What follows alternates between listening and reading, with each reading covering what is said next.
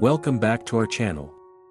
Today, we're diving into the world of Google Docs and learning how to switch from portrait mode to landscape mode. Whether you're designing brochures, posters, or just want a wider canvas, this tutorial is for you.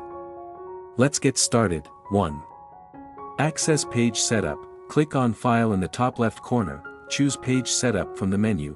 2. Select Landscape Orientation. In the Page Setup dialog box, click the circle next to Landscape.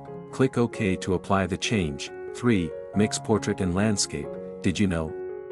You can have a single document with a mix of portrait and landscape layouts. To change the orientation of specific sections, highlight the text or image you want to modify, right-click and select Change Page to Landscape or Change Page to Portrait.